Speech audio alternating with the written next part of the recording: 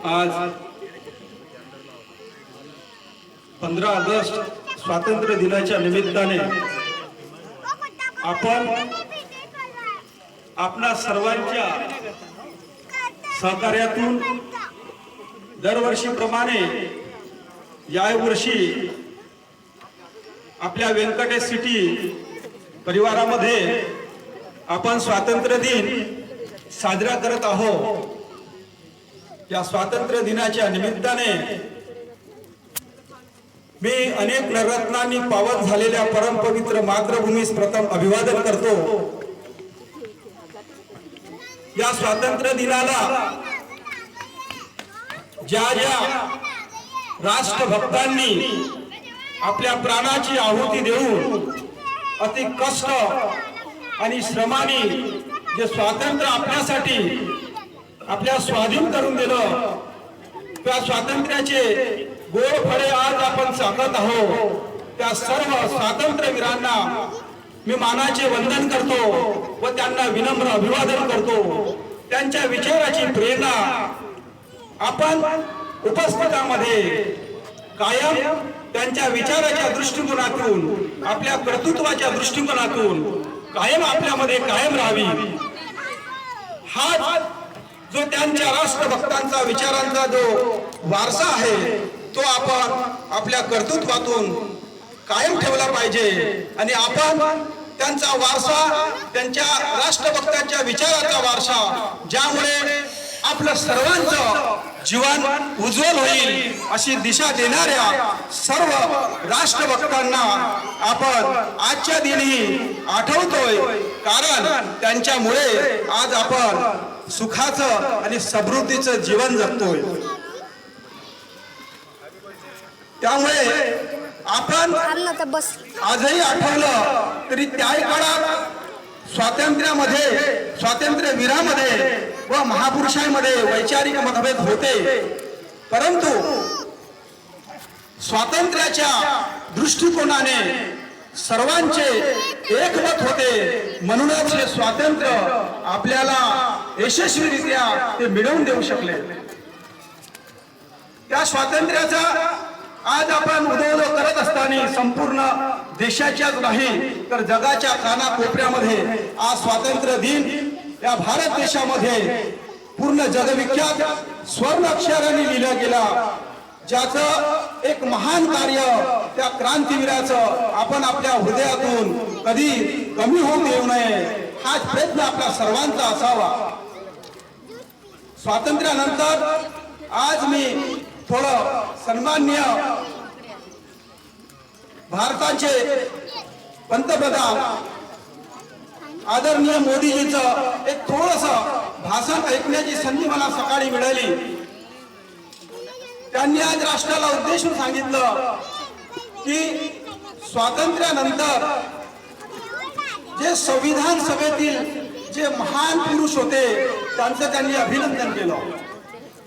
त्याचं कारण स्वातंत्र्यानंतरही या देशामध्ये जे मानसिक स्वातंत्र्य होतं ते गुलामीच्या विळख्यात होतं आणि त्या मानसिक स्वातंत्र्याला सुद्धा स्वातंत्र्याची आनंदाची फळे प्रत्येक गाव खेड्यात गाव गल्ल्यात वर्ण व्यवस्थेची जी जळे होती ती या देशातून समूळ नष्ट व्हावी, त्या उद्देशानं या देशातील विचारवंतांनी, महापुरुषांनी, राष्ट्रभक्तांनी संविधानाच्या रूपामध्ये एक असं आपल्याला स्लोगन दिलं की ज्या संविधानामुळे आज प्रत्येक माणूस व्यक्ती स्वातंत्र्याच्या हिशोबाने आपण जगत आहोत। सर्वांना एक माणुसकीचं स्वातंत्र्य आपल्याला मिळालं। सर्व धर्म समभाव या देशामध्ये अनेक जाती धर्म पंथांचे लोक आहेत, पण संविधानाच्या माध्यमातून विकासाच्या माध्यमातून एकतेच्या दृष्टिकोनातून आपण आपली प्रगती आणि विकासाची वाटचाल करतोय, ज्यामुळे आपण सुखाचं आणि आनंदाचं जीवन जगतोय। त्याचमुळे आजच्या दिनानिमित्त मला दरवर्षी आपण या परिवारामध्ये राहतो, या व्यंकटेश परिवारामध्ये राहतो, मी तसाही प्रॉपर इथलाच आहे, परंतु या परिवारामध्ये राहत असताना, या व्यंकटेश सिटीमध्ये राहत असताना सुरुवातीपासून ज्या अडीअडचणी ज्या आहेत, जे खालखळगे आहेत, ज्या वाटचाली आहेत त्या मी जवळून बघितल्या आहेत। तर जेही विकास आणि प्रगती आपण जिथे राहतो आपल्याला आपल्या मनाचं समाधान झालं पाहिजे की ज्या दृष्टिकोनातून आपण ज्या कॉलनीमध्ये राहतो त्या कॉलनीमध्ये आपल्या मनासारख्या सगळ्या व्यवस्था कायम असण्यासाठी आपलं सर्वांचं दायित्व आपापल्या परीने असणं गरजेचं आहे. तरच आपण सुखा समाधानाने भविष्याची वाटचाल करू शकतो. अंतर्गत कल आणि वाद हा जर आपल्याला मिळाला तर आपण विकासाची वाटचाल पुढे करू शकणार नाही आणि विकास आपल्याला कधी साध्य करता येणार नाही. माझी आपल्या सर्वांकडून हीच अपेक्षा आहे की आपल्या इथे आपल्या कॉलनीमध्ये सर्वांनी मानवतेचा सलोखा कायम राखण्यासाठी या कॉलनीला स्वच्छ आणि समृद्ध बनवण्यासाठी आपण आपल्या कॉलनीमध्ये किती विकासाची दिशा देऊ शकतो त्या विकासाच्या दृष्टिकोनातून सर्वांनी आपापल्या परीनं एक चांगलं योगदान देणं गरजेचं आहे, ज्यामुळे सर्वांना आपल्याला एक चांगलं सुख समाधानाचं जीवन जगण्याची संधी आणि जगण्याची वाटचाल मिळेल. अलीकडे 4 महिन्यामध्ये मागच्या वर्षीपेक्षा या वर्षी आपण प्रगती केली असं मला वाटते. बाकी लोकांना वाटते किंवा नाही वाटत ते मला माहित नाही, पण या 4 महिन्यामध्ये जेही आपण नियोजन केलं त्या नियोजनामध्ये जेही आपली मेंटेनन्सच्या व्यवस्थेमध्ये जे सुरुवात झालेली आहे, जे सुधारणा झालेली आहे त्याचं आपण कौतुक करायला हवं. ज्यामुळे करणारे लोक जी आपल्याला सेवा देण्यासाठी वेळ देतात त्यांच्यामध्ये एक ऊर्जा येईल आणि त्या ऊर्जामुळे अजून आपल्याला चांगल्या सुविधा देण्यासाठी अनेक लोक अजून प्रयत्न करतील. सुविधा देणाऱ्या लोकांना कमी करण्यापेक्षा आपण काय देऊ शकतो त्याकडे सर्वांनी लक्ष देणं गरजेचं आहे. जुने जातील नवीन येतील. आम्ही काही काळ प्रयत्न केले, अजून काही नवीन येतील. प्रत्येकांना वेळेनुसार संधी मिळतील, परंतु आपण जिथे राहतो त्या परिवारामध्ये मानवी सलोखा आणि विकासाच्या कुठल्याही गोष्टीला बाधा आपण होणार नाही याची सर्वांनी दक्षता घेणं खूप महत्वाचं आहे. 9 तर वाजले.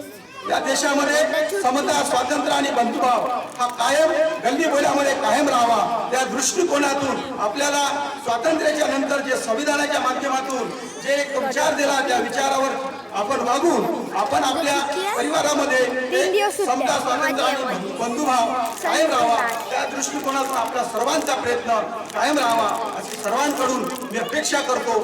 सर्वांना आजच्या स्वातंत्र्य दिनाच्या निमित्ताने विकास आणि प्रगतीच्या वाटचालीच्या मी शुभेच्छा देतो.